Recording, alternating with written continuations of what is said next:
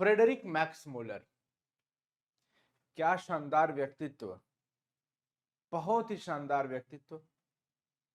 और भारत को लेकर के जो इनके अंदर रुचि था, एक भारत की संस्कृति सभ्यता को लेकर के जो इनके अंदर एक भाव था, वो आखिरकार भाव निकल गया एक भाषण में। आइए समझते हैं इनके बारे में। विश्वविख्यात, पूरे विश्व में चर्चा में प्रसिद्ध रहने वाले फ्रेडरिक मैक्स मुलर, विश्वविख्यात विद्वान फ्रेडरिक मैक्स मुलर का जन्म 6 दिसंबर 1823 में आधुनिक जर्मनी के डेसाउ नामक नगर में हुआ था। जब मैक्स मुलर 4 साल के थे, उसी समय उनके पिता विल्हेल्म मुलर का देहांत हो गया था। इनके पिताजी का डेथ हो गया था जब ये 4 साल के थे। कितने साल के थे प्यारे बच्चों? 4 साल के जब थे तब। 28 अक्टूबर 1900 में भारत भक्त, संस्कृता अनुरागी एवं वेदों के प्रति महान आस्था रखने वाले फ्रेडरिक मैक्स मुलर की मृत्यु हो गई।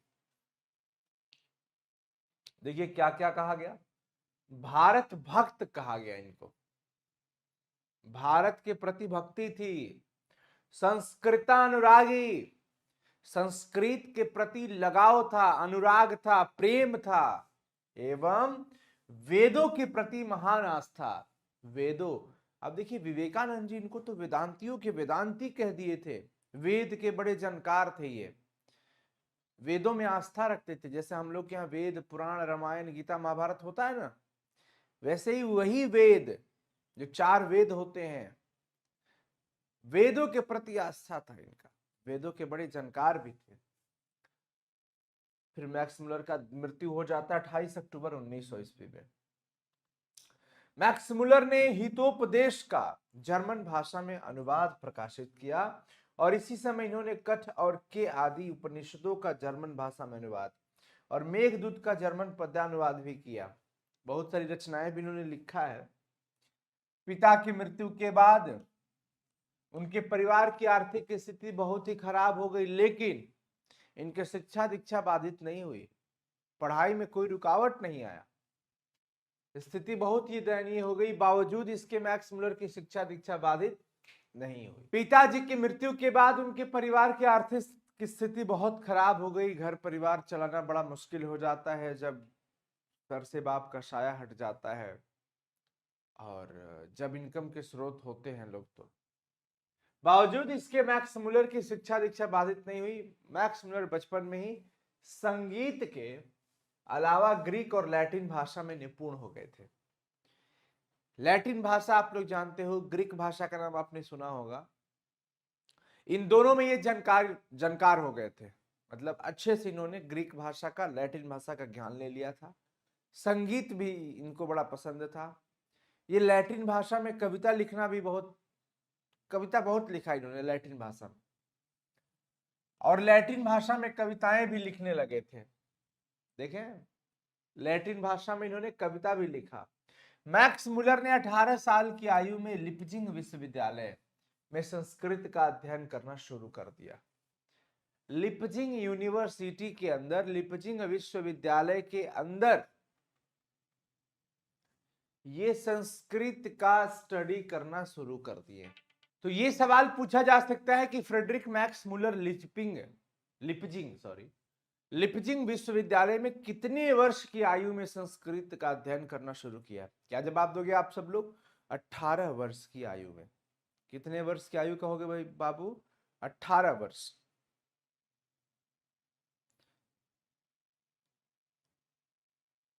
हाँ,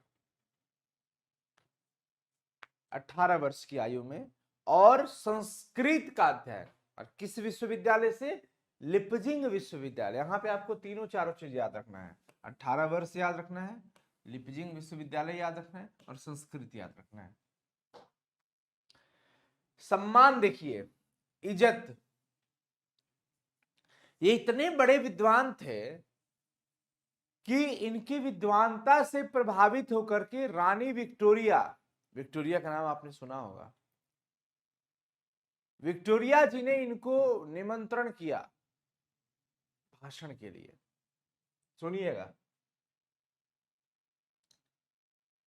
आमंत्रण दिया, सॉरी, मैक्स मुलर की प्रकांड पांडित्य से, पांडित्य मतलब विद्वानता, इनसे प्रभावित होकर के सम्राज्ञी विक्टोरिया ने 1868 में इन्हें अपने ऑसबोर्न प्रसाद में ऋग्वेद और संस्कृत के साथ यूरोपियन भाषाओं की तुलना आदि विषयों पर लेक्चर देने के लिए, व्याख्यान मतलब लेक्चर, लेक्चर देने के लिए आमंत्रित किया था। 1868 में प्यारे बच्चों विक्टोरिया जी ने इनको अपने यहाँ आमंत्रण दिया था भाषण देने, सॉरी लेक्चर देने के लिए ऋग्वेद पर, संस्कृत भाषा पर और अन्य यूरोपियन भाषाओं पर।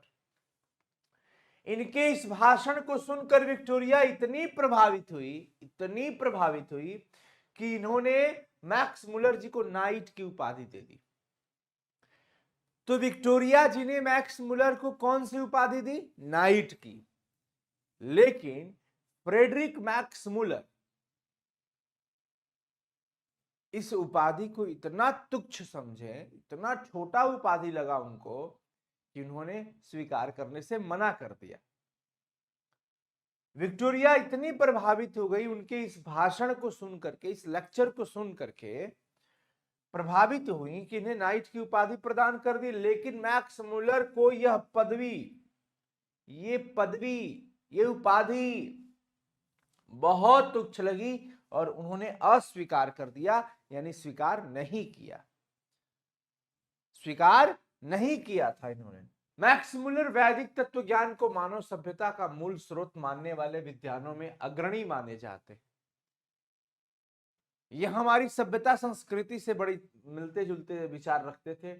वैदिक तत्व ज्ञान को मानव सभ्यता, जो पूरी मानव जाति है, इस पूरे मानव के लिए, जैसे हम लोग गीता में, रामायण में, वेदों में आस्था रखते हैं, उसी प्रकार ये भी उसमें सबसे आगे माने जाते हैं। स्वामी विवेकानंद ने भी वेदांती कहा। तो किसको वेदांतियों का वेदांती कहा गया? मैक्स मुलर को, फ्रेडरिक मैक्स मुलर को। किसने कहा? स्वामी विवेकानंद जी ने। मैक्स मुलर का भारत के प्रति अनुराग जो है, प्रेम जो है, विश्वविख्यात है। मैक्स मुलर को भारत के प्रति जो लगाव है, प्रेम है, विश्वविख्यात है, दुनिया जानती है। इन्होंने भारतवासियों के पूर्वजों की चिंता, जिन्होंने बड़ी स्ट्रगल किया, लगभग 200 वर्षों की गुलामी सही, जिन्होंने बहुत संघर्ष किया है आजादी को प्राप्त करने के लिए, जिन्होंने बहुत सारी कुर्बानियां दी है,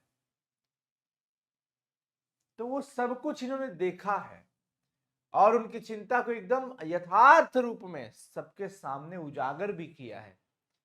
जो सत्य है, पूरी सच्चाई को इन्होंने उजागर किया है दुनिया के सामने।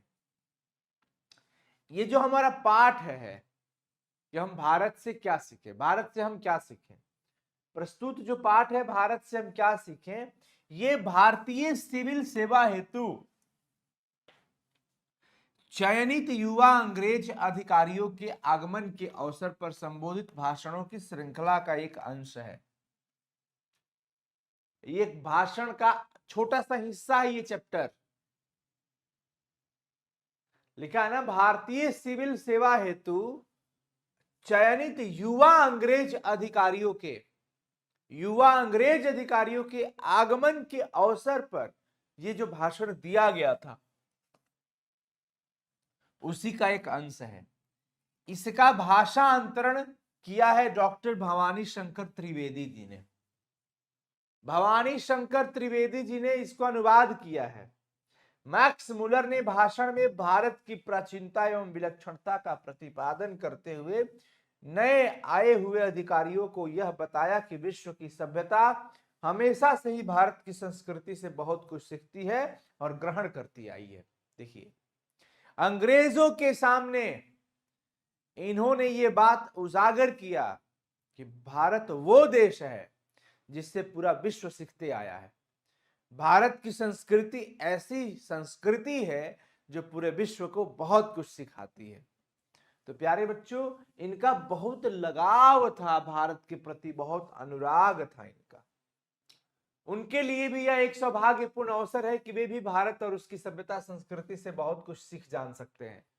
मैक्स मुलर के लिए भी, वो खुद के लिए भी कहते हैं कि यह अवसर मेरे लिए भी बहुत अच्छा है, मैं इस देश से बहुत कुछ सीखा हूं। मैक्स मुलर द्वारा यह भाषण स्वदेशाभिमा के विलोपन के इस दौर में विशेष प्रासंगिक और सार्थक है। नई पीढ़ी अपने देश और इसकी प्राचीन सभ्यता संस्कृति, प्राकृतिक वैभव, ज्ञान साधना आदि की महत्ता का प्रमाणिक ज्ञान प्रस्तुत भाषण से प्राप्त कर सकेगी। इस भाषण के अंदर जो चीजें हैं, नए बच्चों के लिए बहुत जरूरी है जानना कि किस प्रकार से भारतीय संस्कृति पूरे देश के लिए अग्रणी रहा है, किस प्रकार से इनकी प्राचीन सभ्यता संस्कृति, प्राकृतिक वैभव और ज्ञान के जो स्रोत हैं, वेद हो गया, गीता हो गया, रामायण हो गया, ये बहुत सारी चीजें हैं जो इस भाषण से नई पीढ़ी प्राप्त कर सकेगी। साथियों, लेखक का परिचय होता है कंप्लीट। लेखक का परिचय होता है कंप्लीट।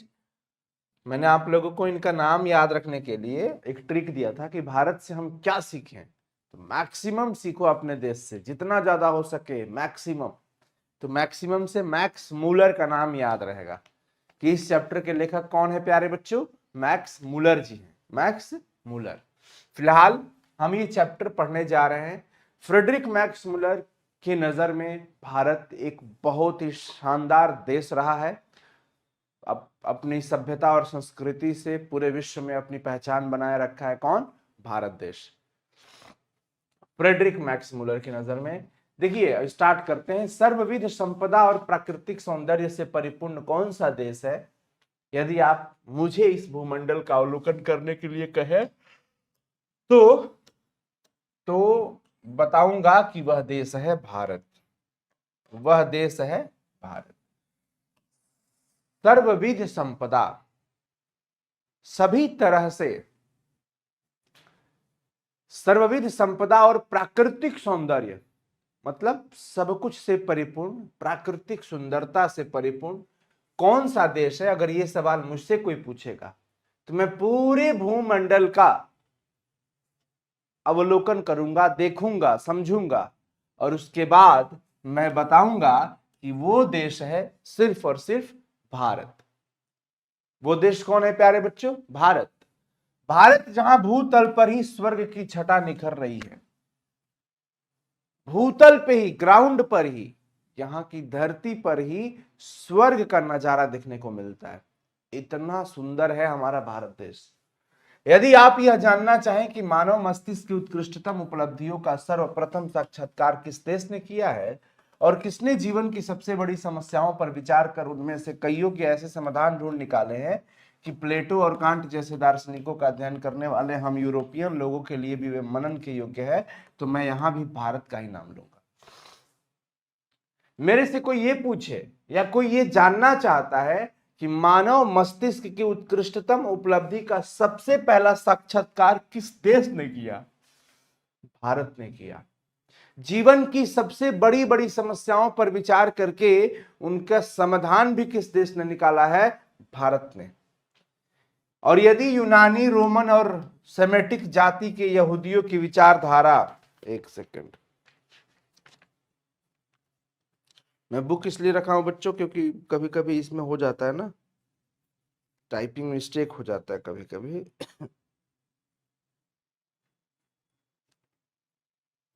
हाँ, तो हम लोगों को यहूदियों के विचारधारा में ही सदा अवगाहन, अवगाहन मतलब डूबे रहना, करते रहने वाले हम यूरोपियनों को ऐसा कौन सा साहित्य पढ़ना चाहिए जिससे हमारे जीवन का अंतरतम परिपूर्ण, अधिक सर्वांगीण, अधिक विश्वव्यापी, यूं कहें कि संपूर्णतया मानवीय बन जाए और यह जीवन ही क्यों, अगला जन्म तथा शाश्वत जीवन भी सुधर जाए, तो मैं एक बार फिर भारत का ही नाम लूंगा। हम सभी को भारत का साहित्य पढ़ना चाहिए। हमारा ये जीवन तो धन्य होगा ही होगा, भारत के ग्रंथों को पढ़ना चाहिए।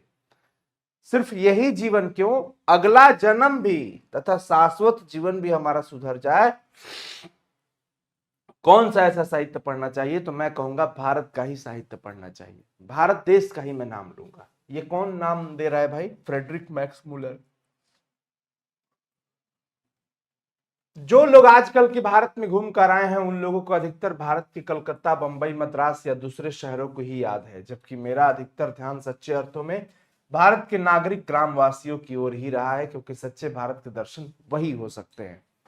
कहते हैं कि आज के समय में, आज के टाइम में कुछ लोग भारत के मुंबई शहर, कलकत्ता शहर देख के आए होंगे, मद्रास घूम के आए होंगे, या कोई दूसरा शहर उन्होंने देखा होगा, लेकिन मैं तो वहां की बात कर रहा हूं जहां गांव के लोग बसते हैं, जहां गांव है। मैं अधिकतर उस सच्चे अर्थों में भारत के नागरिक, जो ग्रामवासियों की ओर रहा है, उनका ध्यान। तो भाई,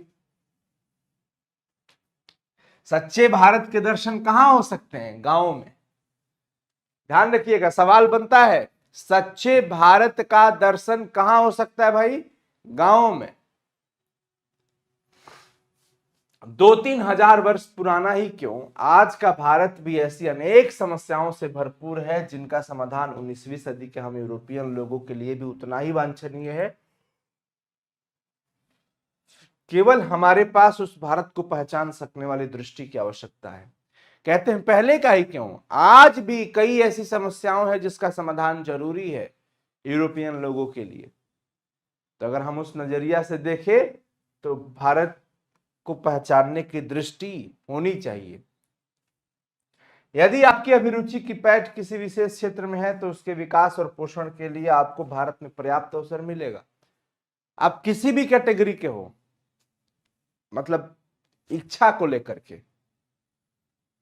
कि मुझे एक विशेष क्षेत्र में बेहतर करना है, किसी भी कैटेगरी में, किसी भी फील्ड में अगर आपको बेहतर करना है तो भारत एक ऐसा देश है जहां उस क्षेत्र में कुछ भी चीज सीखने के लिए, विकास करने के लिए, आगे बढ़ने के लिए आपको पर्याप्त अवसर मिलता है। यदि आपकी अभिरुचि मतलब इच्छा, जिज्ञासा किसी भी क्षेत्र में हो तो उससे संबंधित हर कुछ आपको भारत में मिल जाएगा। यदि आपने उन बड़ी बड़ी समस्याओं में रुचि ली हो जिनके बारे में आप अपने यहाँ के श्रेष्ठतम विचारक सोच विचार किया करते हैं, तो आपको अपने भारत प्रवास को ज्ञान विज्ञान के क्षेत्र से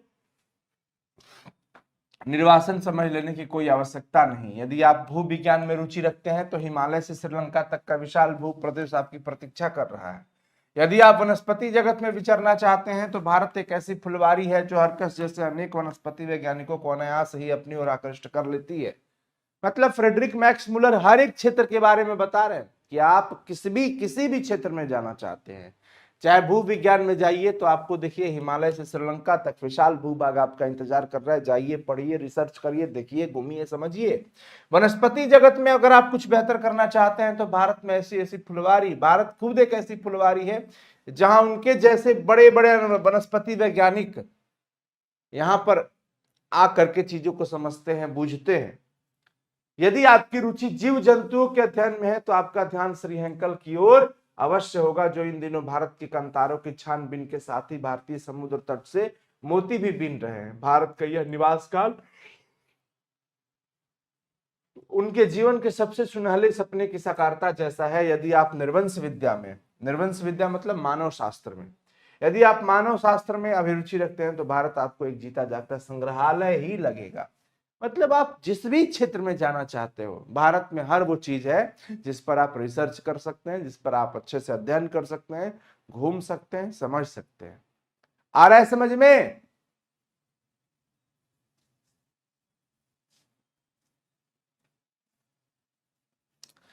ऐसा बात नहीं बोलिए कि बिहार में कोई इंजीनियरिंग कॉलेज नहीं है, ऐसा मत कहिए। कॉलेज है बिहार में भी, मेडिकल कॉलेज भी कई सारे बन रहे हैं। बिहार में भी मेडिकल कॉलेज है, ऐसा ना कहिए जी। बाकी थोड़ी चीजें सही हो जाएंगी। यदि आप पुरातत्व प्रेमी हैं, पुरानी चीजों पे रिसर्च करना चाहते हैं या उससे लगाव रखते हैं, तो यदि आपने यहां रहते हुए पुरातत्व के उत्खनन के द्वारा एक प्राचीन चाकू या चकमक या किसी प्राणी का कोई भाग ढूंढ निकालने के आनंद का अनुभव किया हो तो आपको जनरल कनिंघम की भारतीय पुरातत्व सर्वेक्षण की वार्षिक रिपोर्ट पढ़ लेनी चाहिए, और तब भारत के बौद्ध सम्राटों के द्वारा निर्मित नालंदा जैसे विश्वविद्यालय तथा अथवा बिहारों के ध्वंसावशेषों को खोद निकालने के लिए आपका फावड़ा आतुर हो उठेगा। कहते हैं कि अगर आप किसी चीज को, पुरानी चीजों को ढूंढना चाहते हैं तो नालंदा जैसा जगह भी है जहां कई सारी चीजें हैं। आइए निकालिए, रिसर्च करिए, समझिए। यदि आपके मन में पुराने सिक्कों के लिए लगाव है तो भारत भूमि में ईरानी, कोरियन, थ्रेसियन, पार्थियन, यूनानी, मैकेडियन, शकों, रोमन, मुस्लिम शासकों के सिक्के प्रचुर परिमाण में उपलब्ध होंगे, प्रचुर मात्रा में। जब वारेन हेस्टिंग्स भारत का गवर्नर जनरल बना था, वारेन हेस्टिंग्स आप सब लोग जानते हैं इनका नाम, तो वाराणसी के पास उसे 172 दारिस, दारिस क्या है? प्राचीन मुद्रा है। दारिस क्या है प्यारे बच्चों? प्राचीन मुद्रा है। 172 दारिस नामक सोने के सिक्कों से भरा एक घड़ा मिला था उसको। तो आप सिक्कों पे भी यहाँ पे सब कुछ कर सकते हैं। कई सारी सिक्के यहाँ पे पड़े होंगे, आप आइए, ढूंढिए, समझिए, उस पर रिसर्च करिए। वारेन हेस्टिंग्स बनारस में थे, तो बनारस में उनको 172, वाराणसी वही है जिसको हम लोग बनारस आज कहते हैं, 172 दारिस नामक सोने के सिक्के किसको मिले थे? वारेन हेस्टिंग्स को। याद रखिएगा, ये बहुत अच्छा सवाल हो सकता है।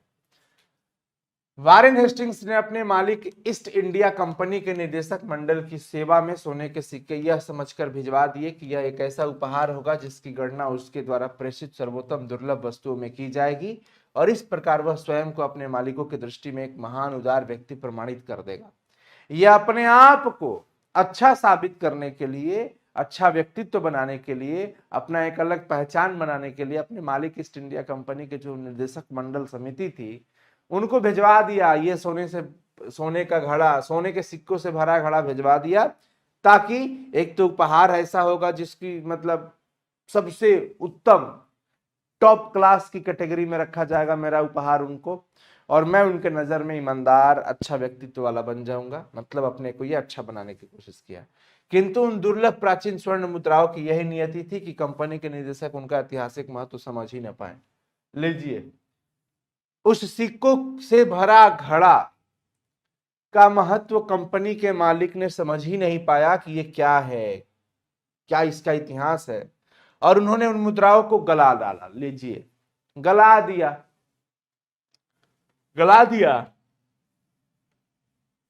गला डाला। जब वारेन हेस्टिंग्स इंग्लैंड लौटा तो वे स्वर्ण मुद्राएं नष्ट हो चुकी थी। अब यह आप लोगों पर निर्भर करता है कि आप ऐसी दुर्भाग्यपूर्ण घटनाएं भविष्य में कभी न होने दें।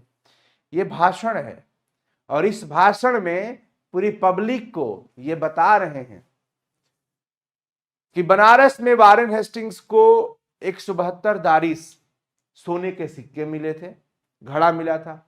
वो घड़ा उसने ईस्ट इंडिया कंपनी के मालिक को भिजवा दिया। मालिक उसके इतिहास को, उसकी महत्ता को समझ न पाया और उसको गला डाला। मैक्स मुलर का यह सुझाव है कि एक तो दुर्भाग्यपूर्ण घटना वो हो ही गया, जब वारेन हेस्टिंग्स इंग्लैंड गए वापस तो पता चला कि वो नष्ट हो चुका था, सिक्का गला दिया गया है। अब यह आप लोगों पर डिपेंड करता है कि आगे ऐसी दुर्भाग्यपूर्ण घटना न घटे, क्योंकि ऐतिहासिक चीजों को गलाना और नष्ट करना शायद ये वो व्यक्ति नहीं समझ सकता है जिसको इन सब चीजों से मतलब ही ना हो।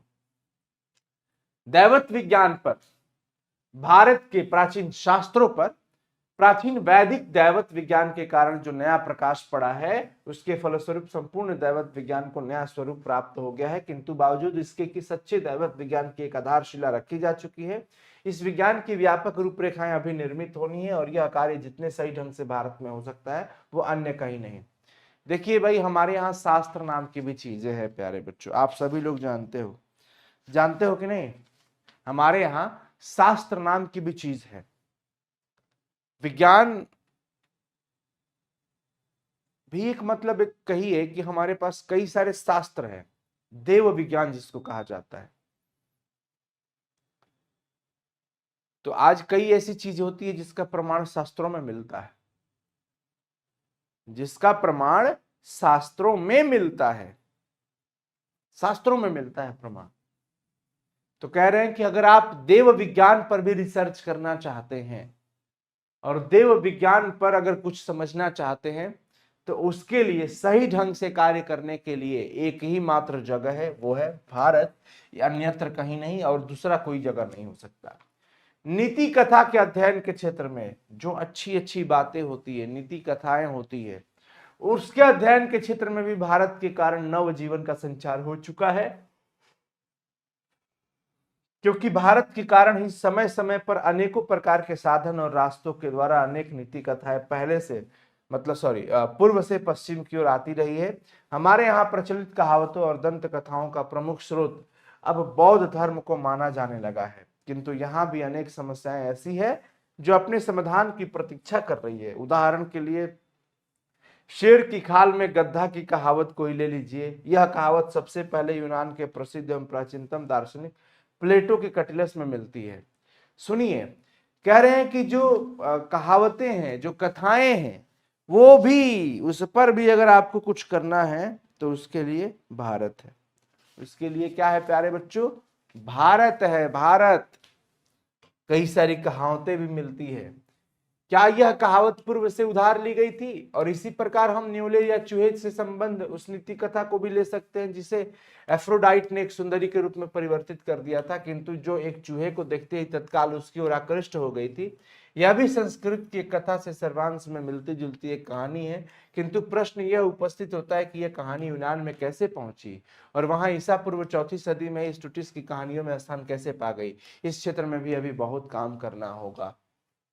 पूर्व से पश्चिम जाना, पश्चिम कैसे आई ये चीजें? कहीं ना कहीं ये सारी कहावतें, ये सारी पंक्तियां, ये सारे कथाएं, सारी कहावतें, ये पूर्व से आई है, भारत देश से आई है। मैं अभी प्रत्यक्ष नहीं कह सकता हूं, लेकिन इस पर भी काम करना होगा। सवाल ये उठता है कि ये कहानी यूनान में कैसे पहुंची, कहां से पहुंची? पूर्व से पश्चिम आई है।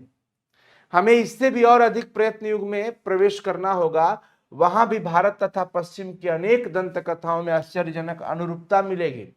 अभी यह निश्चित रूप से नहीं कहा जा सकता कि ये कथाएं पूर्व से पश्चिम को अथवा पश्चिम से पूर्व को गई होंगी, लेकिन असंदिग्ध रूप से प्रमाणित हो चुका है कि सोलोमन के समय में ही भारत, सीरिया और फिलिस्तीन के मध्य आवागमन के साधन सुलभ हो चुके थे। उस समय लोग आ रहे थे, जा रहे थे, तो ये माना जा सकता है कि कथाओं का भी, कहावतों का भी, कई सारी नीति कथाएं भी वहां से यहाँ आई गई होंगी। लेकिन ये निश्चित रूप से नहीं कह रहे हैं लेखक, लेकिन ये जरूर इशारा कर रहे हैं कि आवागमन उस समय शुरू हो गया था, तो ये चीजें स्टार्ट जरूर हुई होंगी।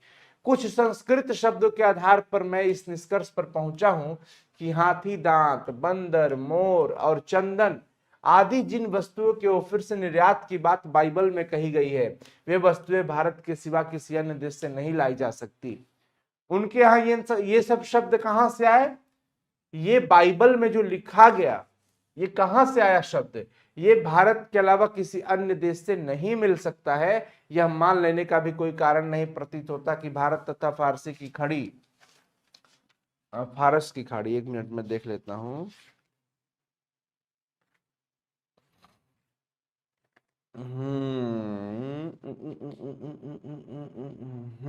लाल सागर भूमध्य, हाँ ठीक है, लाल सागर तो लिखा ही है। चलिए, भारत तथा फारस की खाड़ी और लाल सागर व भूमध्य सागर के बीच में व्यापारिक संबंध कभी बिल्कुल ठप हो गया था। यहां तक कि शाहनामा के रचना काल में भी बंद नहीं हुए थे। आपसे में कईयों ने भाषाओं का ही नहीं, भाषा विज्ञान का भी अध्ययन किया होगा। तो आपको क्या भारत से बढ़कर दूसरा कोई देश दिखाई देता है जहां केवल शब्दों का ही नहीं, बल्कि व्याकरण तत्वों के विकास और क्षय से संबंध भाषा वैज्ञानिक समस्याओं के अध्ययन का महत्वपूर्ण अवसर प्राप्त हो सके? वो कह रहे हैं इन सब शब्दों का तो सब कुछ ठीक है, चलो हो रहा है, लेकिन भाषा पर भी अगर आपको बहुत सारी चीजें समझनी है, अध्ययन करनी है, तो इसके लिए भी आपको एक अच्छा देश मिलेगा, भारत। क्योंकि भारत वो देश है जहां सिर्फ और सिर्फ शब्दों का ही नहीं, व्याकरण तत्वों का भी विकास देखने को मिलता है। व्याकरण के आधार पर चीजें चलती है। देखिए भाई, हमारे यहाँ संस्कृत का भी व्याकरण होता है, हिंदी का भी व्याकरण है, अंग्रेजी का भी व्याकरण है। व्याकरण है कि नहीं है बताइए सभी लोग। वहां आपको आर्य, द्रविड़ और मुंडा जैसी अनेक भारतवासी जाति की बोलचाल की भाषाओं का ही नहीं, बल्कि उनके साथ यूनानी, पुची, हड़ू, अरब, ईरानी और मुगल आक्रमणकारियों, विजेताओं की भाषाओं के सम्मिश्रण के अत्यंत रोचक भाषा वैज्ञानिक समस्याओं के अध्ययन का भी सुयोग प्राप्त हो सकता है। यहाँ पर जातियों की अनेक सिर्फ बोली नहीं, इसके अलावा इन सब चीजों पर भी आपकी इनकी मिली हुई भाषा भी आपको यहाँ पर अध्ययन करने का मौका मिलता है।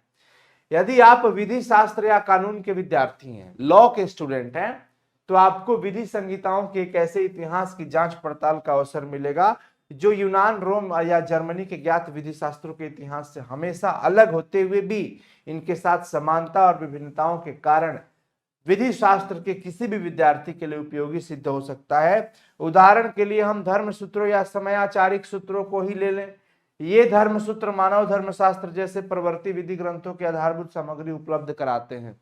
देखिए, लॉ के लिए भी, मतलब कुल मिला के आप देखो कि सर्व गुण संपन्न कह दीजिए, जैसे होता है ना कि सभी गुणों से संपन्न है कोई देश, तो वो है हमारा भारत।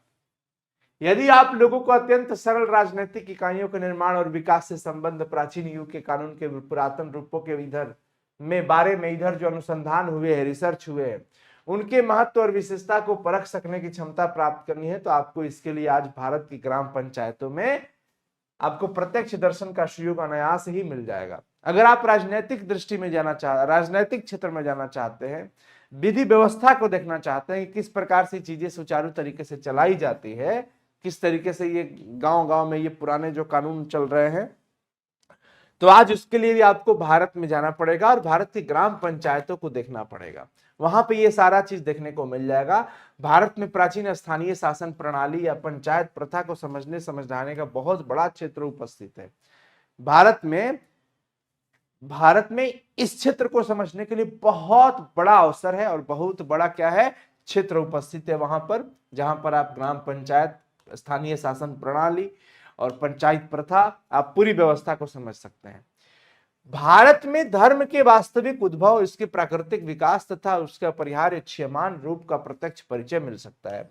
अगर आप धर्म के क्षेत्र में भी जाकर के देखें तो भारत एक ऐसा देश है, धर्मनिरपेक्ष देश है, जहां पे हिंदू, मुसलमान, सिख, ईसाई सब लोग जो है भाईचारे के नियत से रहते हैं। भारत ब्राह्मण या वैदिक धर्म की भूमि है। भारत जो है वैदिक धर्म, ब्राह्मणों की भूमि है। बौद्ध धर्म की यह जन्मभूमि है। पारसियों के जरथुम्न धर्म की यह शरण स्थली है। मतलब ये सबके लिए है। आज भी यहाँ नित्य नए मतांतर प्रकट व विकसित होते रहते हैं। आज भी यहाँ अनेकों प्रकार के विचारधाराएं उत्पन्न होती रहती है, मतांतर। भारत में आप अपने आप को सर्वत्र अत्यंत प्राचीन और सुदूर भविष्य के बीच खड़ा पाएंगे। भारत को में आप जहां भी जाएंगे, जिस क्षेत्र में भी आप रहना चाहेंगे, एक बहुत अच्छे भविष्य के साथ बीच में वहां पे खड़ा होंगे आप। वहां आपको ऐसा बहुत अच्छा अवसर भी मिलेगा जो किसी पुरातन विश्व में ही सुलभ हो सकता है, जो पुराने देश में ही, और यह है भारत। आप आज की किसी भी ज्वलंत समस्या को ले लीजिए, वो समस्या चाहे लोकप्रिय शिक्षा से संबंध में हो, उच्च शिक्षा से हो, चाहे संसद का प्रतिनिधित्व का बात हो, चाहे कानून बनाने की बात हो, चाहे प्रवास संबंधी कानून हो, कोई भी हो, कोई भी कानूनी मसला हो, सीखने सिखाने योग्य कोई भी बात क्यों ना हो, भारत के रूप में आपको ऐसी प्रयोगशाला मिलेगी जैसे विश्व में अन्यत्र कहीं नहीं मिल सकता। और हर चीज की समस्या का समाधान भारत देश, जो अन्य कहीं नहीं मिल सकता, इन समस्या का समाधान वो सिर्फ और सिर्फ एक भारत की प्रयोगशाला में मिल सकता है। संस्कृत भाषा के द्वारा आपको चिंतन की ऐसी गंभीर धारा में अवगाहन करने का अवसर मिलेगा, डूबने का अवसर मिलेगा, गहराई तक पहुंचने का अवसर मिलेगा जो अभी तक आपके लिए अज्ञात थी। यहाँ आपको मानव हृदय की गहनतम सहानुभूति और सदाशयता को जगाने वाले पाठ भी प्रचुर परिमाण में पढ़ने को मिल सकते हैं। अगर आप संस्कृत भाषा के बारे में अध्ययन करना चाहते हैं तो आइए, ये भी बहुत बड़ा एक क्षेत्र है और भारत देश में आपको ये भी मिल जाता है। मानव मस्तिष्क के इतिहास के उस अध्ययन में, या यूं कहें कि हमारे अपने स्वरूप के अध्ययन में, अपने सच्चे आत्मरूप की पहचान में भारत का स्थान किसी भी देश के बाद नहीं रखा जा सकता। भारत हमेशा एक नंबर पे रहेगा, किसी अन्य देश के बाद इसका स्थान नहीं आएगा, दूसरे नंबर पर नहीं रखा जा सकता है भारत को। मानव मस्तिष्क के इतिहास में किसी भी स्वरूप में, अध्ययन में, सच्चे आत्मरूप की पहचान में भारत का स्थान हमेशा टॉप पे रहेगा, एक पे रहेगा। ठीक है ना।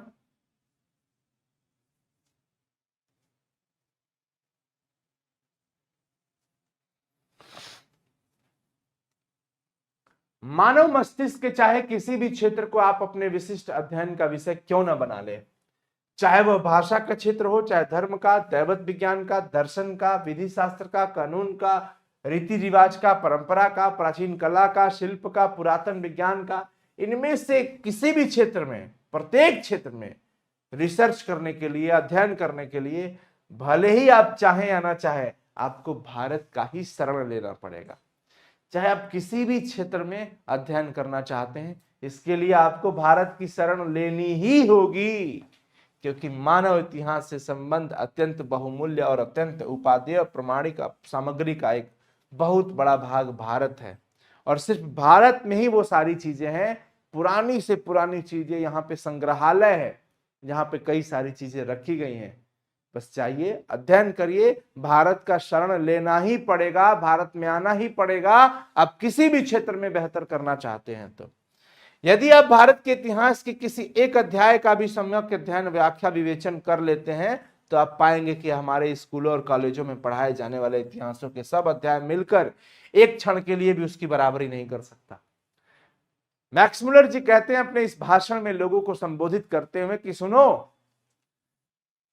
तुम भारत के इतिहास के किसी एक अध्याय का बहुत अच्छे से लेक्चर सुन लो, बहुत अच्छे से उसका स्टडी कर लो, तो आपको पता चलेगा कि आपके यहां का जो इतिहास चल रहा है वो कभी भारत के इतिहास की बराबरी नहीं कर सकता।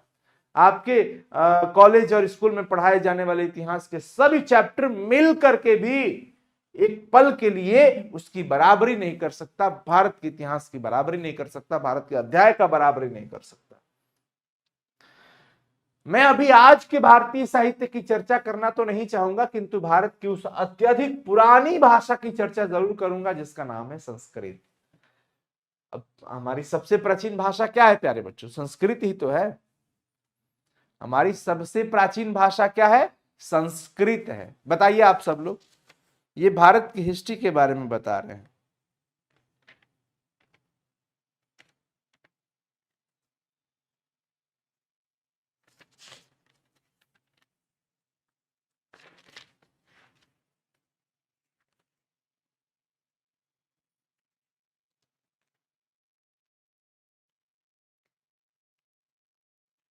अभी ये आधा चैप्टर हुआ है। हाँ, संस्कृत, बहुत बढ़िया। अब आप पूछेंगे कि संस्कृत में ऐसे क्या बात है जिसके कारण हम उस पर इतना ध्यान दें, तथा ऐतिहासिक दृष्टिकोण से संस्कृत सर्वोत्तम सही क्यों है, सर्वातिशायी क्यों है? यानी मैंने आपसे बात किया प्राचीन भाषा संस्कृत की, अब आप सोच रहे होंगे कि संस्कृत में ऐसा क्या है कि मैं उस पर ध्यान दूं, हम लोग उस पर ध्यान दें। ऐसा उसमें सर्वातिशायी क्या है, सर्वधन अतिशायी, इतना महत्वपूर्ण क्या है उसके अंदर? संस्कृत की सबसे पहली विशेषता है इसकी प्राचीनता। संस्कृत की सबसे पहली विशेषता यह है कि यह सबसे प्राचीन भाषा है। इसकी प्राचीनता सबसे पहली विशेषता है, क्योंकि हम जानते हैं कि ग्रीक भाषा से भी संस्कृत का काल पुराना है। ग्रीक भाषा से भी प्राचीन है संस्कृत। जिस रूप में आज यह हम तक पहुंची है उसमें भी अत्यंत प्राचीन तत्व भली भांति सुरक्षित है। ग्रीक और लैटिन भाषाएं लोगों को सदियों से ज्ञात है और निसंदेह यह भी अनुभव किया जाता रहा था कि इन दोनों भाषाओं में कुछ न कुछ साम्य अवश्य है, किंतु समस्या यह थी कि इन दोनों भाषाओं में विद्यमान समानता को व्यक्त कैसे किया जाए। कभी ऐसा होता था कि किसी ग्रीक शब्द की निर्माण प्रक्रिया में लैटिन को कुंजी मान लिया जाता था और कभी लैटिन शब्द के रहस्य को खोलने के लिए ग्रीक का सहारा लेना पड़ता था। यह जरूर सत्य बात है कि ग्रीक और लैटिन दोनों एक दूसरे के साथ पूरक हो जाते थे। कभी कभी लैटिन के लिए ग्रीक का सहारा, ग्रीक के लिए लैटिन का सहारा, लेकिन संस्कृत इनसे भी पुराना है। उसके बाद जब गौथिक और एंग्लो सैक्सन जैसे ट्यूटोनिक भाषाओं, पुरानी केल्टिक तथा स्लाव भाषाओं का भी अध्ययन किया जाने लगा तो इन भाषाओं में किसी न किसी प्रकार का पारिवारिक संबंध स्वीकार करना ही पड़ा। किंतु इन भाषाओं में इतनी अधिक समानता कैसे आ गई? ये भाषाएं जो सभी है ये एक दूसरे से कैसे मिलने जुलने लगी? इतनी समानता कैसे आ गई? और समानताओं के साथ ही साथ इतना अधिक अंतर भी इनमें कैसे पड़ गया? अंतर भी उतना ही था यह रहस्य बना ही रहा और इसी कारण ऐसे अनेक अहेतुकवाद उठ खड़े हुए हैं जो भाषा विज्ञान के मूल सिद्धांतों के सर्वथा विपरीत है। किंतु ज्यों ही इन भाषाओं के बीच में संस्कृत आ बैठी कि तत्काल लोगों को एक सही प्रकाश और गर्मी का एहसास होने लगा और इसी से भाषाओं का पारस्परिक संबंध भी स्पष्ट हो गया। यह समानता संस्कृत की वजह की देन है। तो इन सबसे भी प्राचीन है और रोचक हो गई संस्कृत। एक मन में भाषा को लेकर के सवाल उठा कि इन भाषाओं के बीच में इतनी समानता और इतना अंतर भी कैसे। कभी कभी क्या होता है कि किसी दो चीजों के बीच अंतर भी उतना ही दिखता है जितना समानता दिखता है। तब तक बीच में आ गई संस्कृत और इसको लेकर के पारस्परिक संबंध भी स्पष्ट हो गया। निश्चित ही संस्कृत इन सब भाषाओं की अग्रजा है, हाँ सबसे बड़ी है। उससे हमें ऐसी बहुत सी बातें ज्ञात हो सकी जो इस परिवार की किसी अन्य भाषा में सर्वथा भुला दी गई थी। यदि आग के लिए संस्कृत का अग्नि और लैटिन का इग्निस एक ही शब्द मिल जाता है तो हम निर्भांत रूप से इस निष्कर्ष पर पहुंच जाते हैं कि एक दूसरे के अभिव्यक्त आर्यों की अग्नि का ज्ञान हो चुका था। सुनिए जी, आग जो होता है ना बच्चों, लैटिन में उसको इग्निस कहते हैं लेकिन संस्कृत में उसको अग्नि कहते हैं। तो इग्निस लिखने वालों को अग्नि का ज्ञान तो हो चुका था ना, अग्नि का ज्ञान था तभी तो उसने इग्निस लिखा।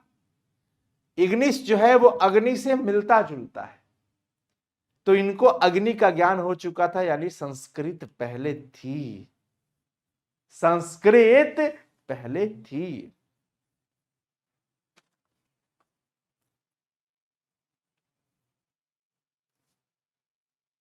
साथ ही लिथुआनियन, 19 और स्कोटिक भाषा के इंग्लिश शब्द यह दर्शाते हैं कि स्लाव या ट्यूटोनिक भाषाएं भी इस शब्द से परिचित थी। भले ही वहां अग्नि के लिए दूसरे शब्द क्यों न रच दिए गए हो, लेकिन समानताएं मिलती जुलती रही है। दूसरी वस्तुओं के समान शब्द भी मर मिट जाते हैं और यह बता पाना सरल नहीं है कि कोई शब्द किसी एक भूभाग में ही क्यों और कैसे पनपता रहता है जबकि दूसरे क्षेत्र में वही शब्द मुरझा कर सर्वथा लुप्त हो जाता है। कहते हैं फ्रेडरिक मैक्स मुलर की, देखिए वस्तु के समान शब्द भी मर मिट जाते हैं। जैसे कोई वस्तु खत्म हो जाता है, मर जाता है, मिट जाता है, तो उसी प्रकार से शब्द भी मर मिट जाते हैं और यह बता पाना आसान नहीं है कि कोई शब्द किसी एक भूभाग में क्यों पनप रहा है तो दूसरी तरफ क्यों मुरझा रहा है। वही संस्कृत जो आज भारत में ऊंचाई पर है, वहां संस्कृत की महत्ता अलग लेवल पे है, और वही संस्कृत आज दूसरे क्षेत्रों में संस्कृत के शब्द मुरझा कर क्यों पड़े हुए हैं। तो जरूरी है इस बात को समझना कि सबसे प्राचीन चीजों की महत्ता क्या होती है।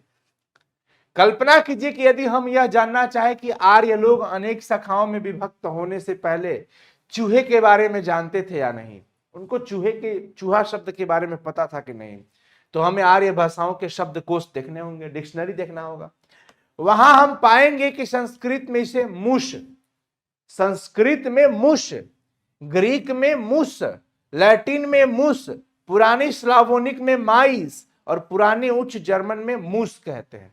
देखिए एक चूहा शब्द सबसे मिलता जुलता, संस्कृत में हम इसे मुष कहते हैं, मूर्धनी श, ग्रीक में भी मुस दंती स, लैटिन में मुस हर्षऊ लग्या म में, पुरानी स्लावोनिक में माइस कहा गया, पुरानी उच्च जर्मन में मूस कहते हैं। सुनते रहिए, इससे हम इस निष्कर्ष पर पहुंच सकते हैं कि उस प्राचीन युग में जिसकी काल गणना हम अपने नहीं अपितु भारत के तिथि क्रम के आधार पर ही कर सकते हैं, चूहा ज्ञात था, उसका नाम मूस था। संस्कृत में मूस भी रख दिया गया था ताकि किसी अन्य कीट पतंग के साथ इसकी पहचान में कोई घपला ना हो जाए, माने पहचान हो जाए कि हाँ ये मूस है, चूहा है। इस प्रकार पुराने पत्थर या कांच के टुकड़ों को जोड़ जोड़ करके बनाए गए पच्चीकारी के चित्र भी चित्र की भांति आर्यों के विभाजन से पहले की सभ्यता व सांस्कृतिक अवस्था का कुछ कमोबेश एक परिपूर्ण चित्र बनाया जा सकता है और बनाया जा चुका है। जो भारत व यूनान, इटली और जर्मनी में बिखरे पड़े अवशेषों के आधार पर आर्यों की जिस मूल भाषा का ढांचा खड़ा किया गया वह भी उन लोगों की अत्यंत दीर्घकालीन चिंतन प्रक्रिया की ही उपलब्धि थी। लंबे समय तक इस पर काम हुआ है, उसके बाद वो चीजें निकल के आई है। अब आप ही अंदाजा लगाइए कि संस्कृत, ग्रीक और लैटिन इन तीनों भाषाओं के एक सामान्य मूल उद्गम स्रोत तक पहुंचने के लिए हमें कितना पीछे हटना पड़ेगा। और हम लोगों ने यह भी देखा था एक शब्द को लेकर के, अग्नि को लेकर के, आग को लेकर के, कि किस प्रकार से ये तीनों एक दूसरे के साथ मेलजोल खा रहे थे। इस प्रकार हम उस सम्मिलन स्थल पर पहुंच जाएंगे। सम्मिलन का मतलब जहां सब मिलते, ये तीनों भाषाओं के स्थल पर पहुंच जाएंगे जहां से हिंदू, ग्रीक, यूनानी आदि शक्तिशाली जातियां एक दूसरे से अलग अलग हुई थी। हम एक ऐसे जगह पे पहुंचेंगे जहां से ये फिर अलग अलग हुए थे। हम ऐसे सम्मिलन स्थल पर, और यह भी कि उस सुदूर अतीत में भी वह हमारी आदि आर्य भाषा एक ऐसी चट्टान के रूप में दिखाई देती है जो चिंतन परंपरा के प्रवाहों के उतार चढ़ाव से घिस मंचकर चिकनी और स्पष्ट हो चुकी थी। हमें उस भाषा में प्रकृति और प्रत्यय के योग से बनी हुई अस्मि, ग्रीक में एस्मी जैसी यौगिक क्रियाएं मिलती है। देख रहे हो कैसे मिलता जुलता शब्द मिल रहा है।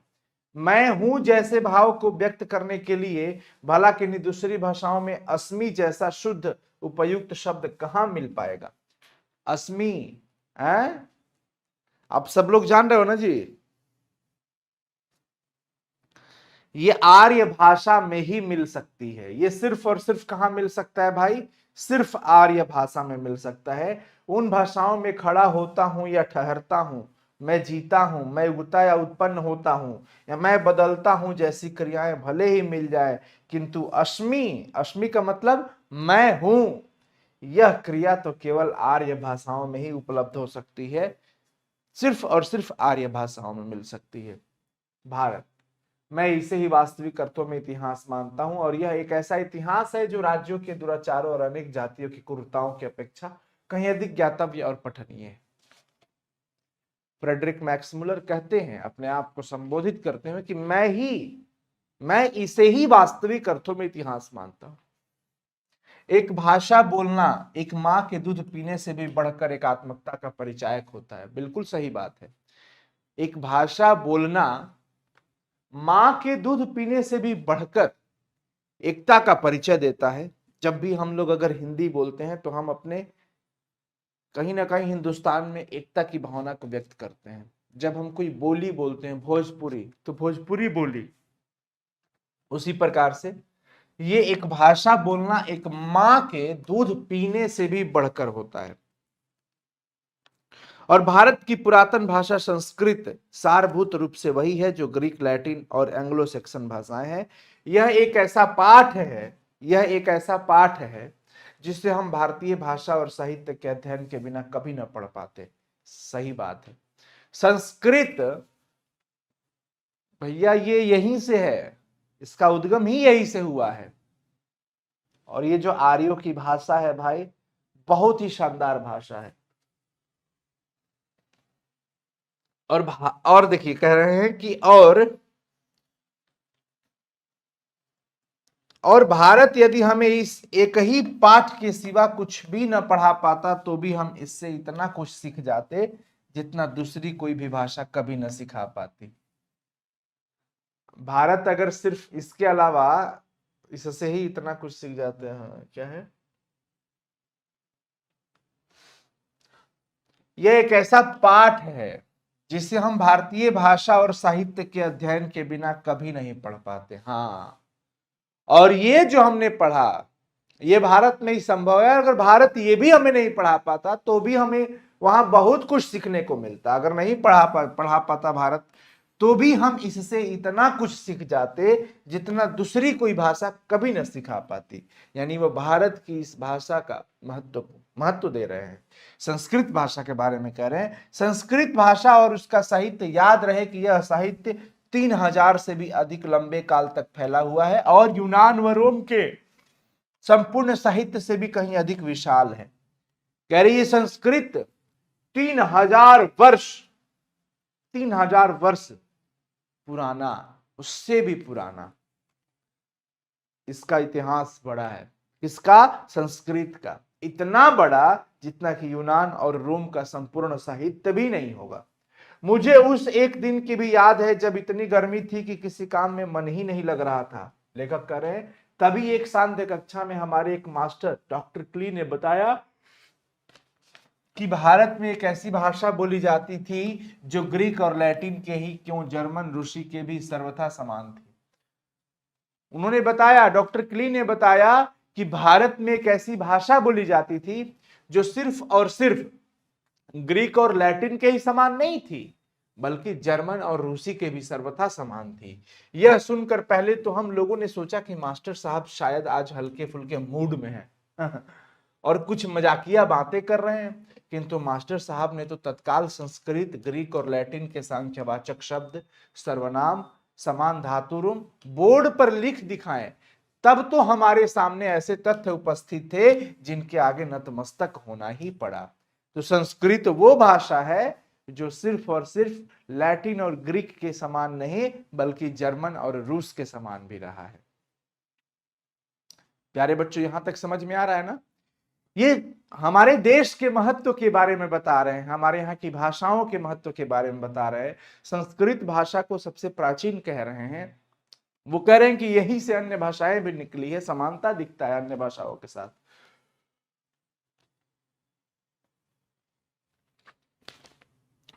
चलिए आगे बढ़ें।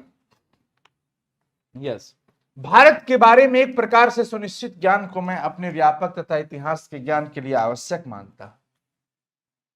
मेरे पास जो भी ज्ञान है इसके लिए मैं पूरा श्रेय भारत को देता हूं। भारत के बारे में एक प्रकार के सुनिश्चित ज्ञान को मैं अपने व्यापक तथा इतिहास के ज्ञान के लिए आवश्यक मानता। मैं जो भी जानता हूं, भारत के साथ हमारे परिचय के फलस्वरूप आज यूरोप वासियों की धारणाएं बदल चुकी है। यूरोप के लोगों की विचारधाराएं बदल गई है और बहुत विस्तृत हो गई है। अब हम यह जानने लगे हैं कि जैसा पहले समझा जाता था, वास्तव में हम उससे कुछ अलग है। जैसे पहले हम लोगों को समझा जाता था, यूनान के लोगों को, यूरोप वासियों को, उससे हम लोग अलग हैं। कल्पना कीजिए कि किसी छोटी छोटी प्रलय या भौगोलिक उथल पुथल के कारण कभी अमेरिका के लोग अपने आप के अंग्रेजी मूल को सर्वथा भूल जाएं और तब 2-3 हजार वर्ष उन्हें अचानक मालूम हो जाए कि 17वीं सदी में ऐसे ही अंग्रेजी भाषा और उनका इतिहास विद्यमान था, तो वे आश्चर्य विभूत होंगे। बिल्कुल सही बात है। वो कह रहे हैं कि कल्पना कीजिए कि छोटी छोटी प्रलय तथा कुछ ऐसा घटना घट जाए जिसके कारण अमेरिका के लोग अपने आप के अंग्रेजी मूल को भूल जाए कि हम लोग अंग्रेजी वाले थे,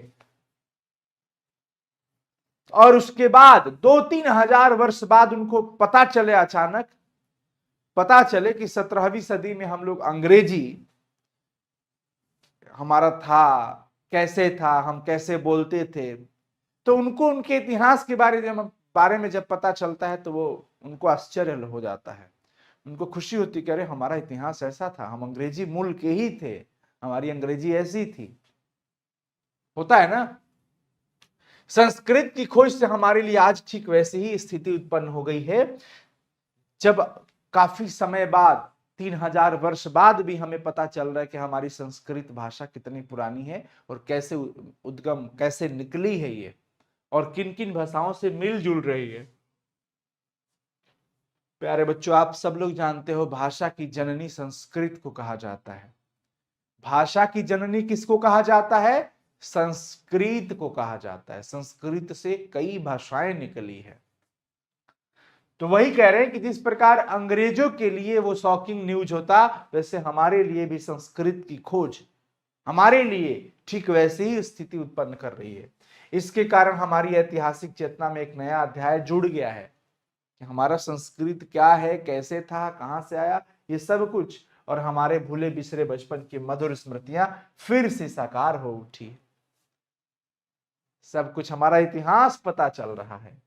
संस्कृत तथा दूसरी आर्य भाषाओं के अध्ययन ने हमारे लिए बस इतना ही किया हो सो बात भी नहीं है। इससे मानव जाति के बारे में हमारे विचार व्यापक और उदार ही नहीं बने हैं, तथा लाखों करोड़ों अजनबियों तथा बर्बर समझे जाने वाले लोगों को भी अपने ही परिवार के सदस्य की भांति गले लगाना ही नहीं सीखे हैं, अपितु इसने मानव जाति के संपूर्ण इतिहास को एक वास्तविक रूप में प्रकट कर दिखाया है जो पहले नहीं हो पाया था।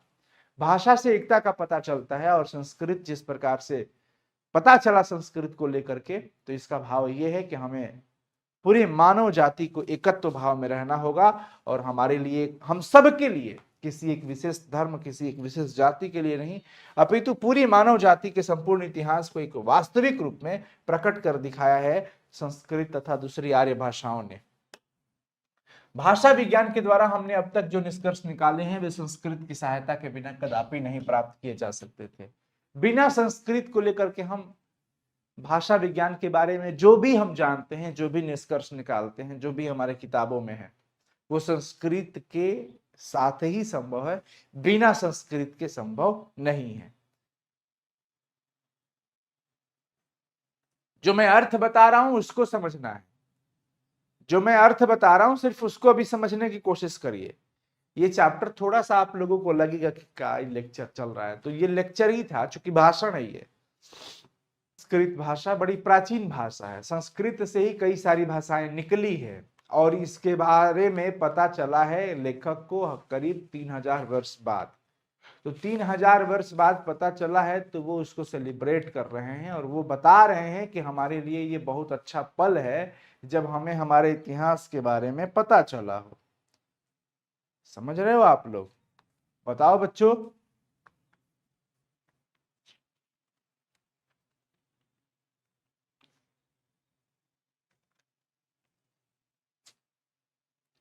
बस 2-3 स्लाइड है, उसके बाद हो जाएगा। अब लेखक ये कह रहे हैं कि भाषा विज्ञान में जो भी कुछ हम लोग निष्कर्ष पे पहुंचे हैं वो संस्कृत के बिना नहीं हो सकता, संस्कृत की सहायता के बिना कदापि यानी कि कभी नहीं प्राप्त किया जा सकता था। आज हमारा इतिहास का यह अध्ययन प्रयत्न मानव को अपने पूर्व को, अपने वास्तविक पूर्व को पहचानिए, इस फ्रेंच उक्ति को क्रियान्वित कर सकने योग्य बनाता है। इस प्रकार मनुष्य इस विश्व में अपना वास्तविक स्थान निश्चित कर पाता है और यह जान लेता है कि उसने अपनी जीवन यात्रा कहां से आरंभ की थी, उसे कौन सा मार्ग अपनाना और कहां पहुंचना है, हमारी शुरुआत कहां से हुई थी। और आज ये प्रयत्न जो है वो सफल हुआ जब हमें अपने प्राचीन चीजों के बारे में पता चला, हमारी भाषाओं के बारे में पता चला। समझ में आया? हाँ, आज ये खत्म कर दूंगा चैप्टर। हम सब पूर्व से आए हैं, ईस्ट से। हमारे जीवन में भी जो कुछ अत्यधिक मूल्यवान है वह हमें पूर्व से मिला है। पूर्व को पहचान लेने से ऐसे प्रत्येक व्यक्ति को जिसने इतिहास की वास्तविक शिक्षा का कुछ लाभ उठाया है, भले ही वह प्राच्य विद्या विशारद न भी हो, तो यह अनुभव अवश्य होगा कि नानाविध स्मृतियों से भरे उनके अपने पुराने घर की ओर जा रहा है। देखिए, स्मृतियां आती है, बिल्कुल आती है हम जब अपने प्राचीन की तरफ चलते हैं तो। बस 1-2-3 स्लाइड है बच्चों। अगले वर्ष जब आप लोग भारत के तट पर पहुंचेंगे तो बजाय इसके कि आपका दिल बैठने लगे, मैं चाहता हूं कि आप में से प्रत्येक को ठीक वैसा ही अनुभव हो सके जैसा कि आज से 100 वर्ष पहले सर विलियम जोन्स को उस समय हुआ था जब उन्होंने इंग्लैंड से आरंभ की हुई अपनी लंबी समुद्र यात्रा की समाप्ति पर क्षितिज में प्रकट होते हुए भारत के तट का दर्शन किया था। कह रहे हैं कि लेखक कह रहे हैं कि मैं चाहता हूं कि जब आप लोग अगले वर्ष भारत के किनारे पहुंचे, भारत के तट पर पहुंचे, तो आप में से काफी लोगों को ठीक वैसा अनुभव होना चाहिए जो आज से 100 वर्ष पहले सर विलियम जोन्स को हुआ था। क्या हुआ था? जब वो अपनी समुद्री यात्रा इंग्लैंड से आरंभ करके चले थे तो यात्रा की समाप्ति पर क्षितिज में प्रकट होते हुए भारत के तट का दर्शन किया था। सुनिए उन्हीं के शब्दों में, जिस भारत यात्रा की ललक मेरे मन में उठ रही थी पिछले 1783 के अगस्त में, उस देश के लिए मैं समुद्र यात्रा कर रहा था कि एक दिन संध्या के समय दिन भर में देखे गए दृश्यों की जांच पड़ताल करते हुए मैंने पाया कि भारत अब ठीक हमारे सामने था। फारस या ईरान हमारे बाईं ओर था और अरब सागर से आती हुई ठंडी हवाएं हमारे जहाज के पिछले भाग से टकरा रही थी। एशिया के सुविस्तृण क्षेत्रों से चारों ओर से घिरी ऐसी श्रेष्ठ रंगभूमि के बीच अपने आप को पाकर मुझे जिस आनंद का अनुभव हुआ वह वस्तुतः अनिर्वचनीय है। सर विलियम जोन्स जो 1783 के अगस्त में वो यात्रा शुरू किए थे भारत दर्शन के लिए, भारत देश के दर्शन के लिए। इंग्लैंड से इन्होंने समुद्री यात्रा शुरू करी और एक ऐसी जगह पर आ पहुंचे जहां की रंगभूमि इनको इतनी सुंदर लगी, इतनी ठंडी हवाएं आने लगी, वो देश भारत था। समझ में आ रहा है बच्चों? कह रहे हैं कि उन्हीं के शब्दों में, जिस भारत यात्रा की ललक मेरे मन में उठ रही थी, सर विलियम जोन्स कह रहे हैं, विलियम जोन्स कि मैं चाह रहा था कि मैं भारत का दर्शन करूं, और इसके लिए मैंने पिछले 1783 के अगस्त में उस देश के लिए, भारत देश के लिए मैं समुद्र यात्रा कर रहा था। एक दिन शाम के समय दिन भर में देखे गए दृश्यों की जांच पड़ताल करते हुए मैंने पाया कि भारत अब ठीक हमारे सामने था। हम भारत पहुंच गए थे। बाईं ओर में हमारे फारस और ईरान देश थे तथा अरब सागर से आती हुई ठंडी हवाएं हमारे जहाज के पिछले भाग से टकरा रही थी।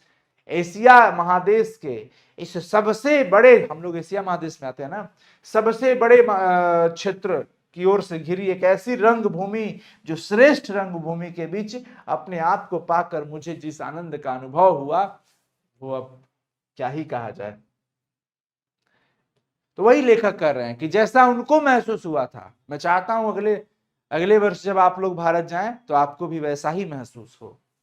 एशिया की यह भूमि अनेक प्रकार के ज्ञान विज्ञान की धात्री, आनंददायक, ललित तथा उपयोगी कलाओं की जननी, एक से एक बढ़कर शानदार कार्यकलापों की दृश्य भूमि, मानव प्रतिभा के उत्पादन के लिए अत्यंत उर्वर क्षेत्र तथा धर्म, राज्य, सरकार, कानून या विधि, संहिता, रीति रिवाज, परंपरा, भाषा, लोगों के रंग रूप, आकार प्रकार आदि की दृष्टि से अपनी अत्यधिक विविधता के कारण सदा से सर्वत्र सम्मान की दृष्टि से देखी जाती रही है। देखिए, लेखक ने इतनी पंक्ति में सब कुछ कह दिया। एशिया महादेश का यह माटी, एशिया महादेश की यह भूमि जो भारत देश कहा जाता है, ये हर दृष्टिकोण से बेहतर है, हर दृष्टिकोण से बेहतर है। अनेकों प्रकार की, चाहे ज्ञान हो, विज्ञान हो, कला हो, क्रियाकलाप हो, मानव की प्रतिभा देखी जाए, धर्म देखा जाए, राज्य, सरकार, कानून, विधि, संहिता, रीति रिवाज, परंपरा, भाषा, अनेक प्रकार के धर्म, अनेक प्रकार के जाति होते हुए भी एकता की भावना, ये सब कुछ अनेकों प्रकार के विविधता होने के कारण भी हमेशा एक सम्मान की दृष्टि से देखी जाती रही है। मैं यह कहे बिना नहीं रह सका कि कितना अधिक विशाल और महत्वपूर्ण क्षेत्र अभी तक अनदेखा ही रह गया है और कितने बड़े बठोस लाभ अभी तक प्राप्त नहीं किए जा सके हैं। भारत को सर विलियम जोन्स जैसे अभी न जाने कितने सपने दर्शियों की आवश्यकता है।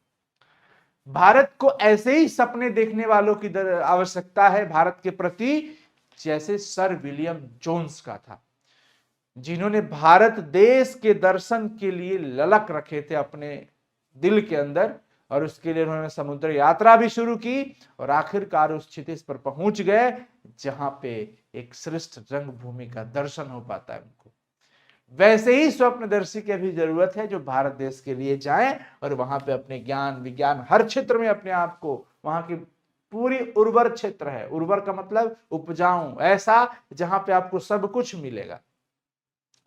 जब अपने जहाज के डेक पर अकेले खड़े 37 वर्ष के सर जोन्स ने देखा था कि सूर्य अपरांत सागर में डूब रहा है, तो उनके पीछे इंग्लैंड की सुमधुर स्मृतियां तथा उनके सामने भारत की आशा जगमगा रही थी। सामने जब जा रहे हैं तो भारत की उम्मीदें, और पीछे इंग्लैंड से आ रहे हैं तो इंग्लैंड की यादें, इंग्लैंड की यादें, और इधर आशा, उम्मीदें दिख रही है भारत की। देखिए, आपने यहां पे पढ़ा, लिखा हुआ है, एकदम बहुत लिखा हुआ है, समझ में आया यहां तक? 37 वर्ष के थे जब वो सर विलियम जोन्स, तब वो समुद्री यात्रा शुरू किए थे भारत के लिए, 37 वर्ष की उम्र में। याद रखिएगा, ये सब लोग ऑब्जेक्टिव में पूछता है।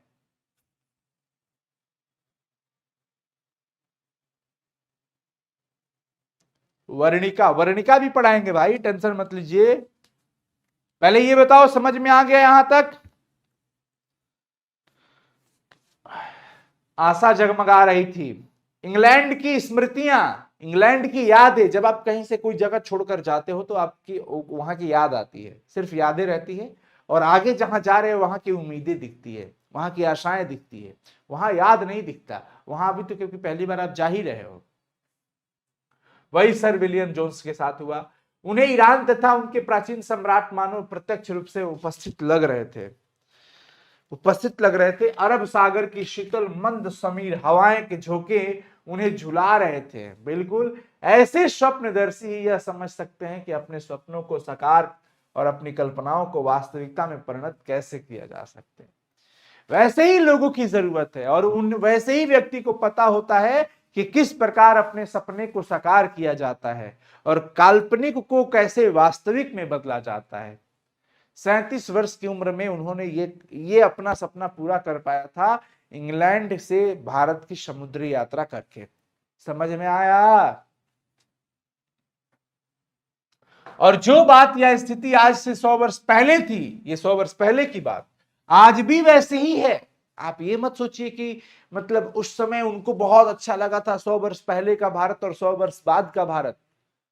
बहुत ही शानदार है भारत देश, आज भी वैसी है, या यूं कहें कि आज भी वैसी ही हो सकती है। यदि आप लोग चाहे तो भारत के बारे में वैसे ही सुनहरे सपने देख सकते हैं। वो अपने यहाँ के लोगों के बारे में लोगों को बता रही है बात कि आप लोग भारत के बारे में अच्छा सोचिए, ऐसे ही गोल्डन सपने देखिए, और तब आप भारत पहुंचने के बाद एक से बढ़कर एक शानदार काम भी कर सकते हैं। भारत हर दृष्टिकोण से, हर क्षेत्र से बहुत ही शानदार है।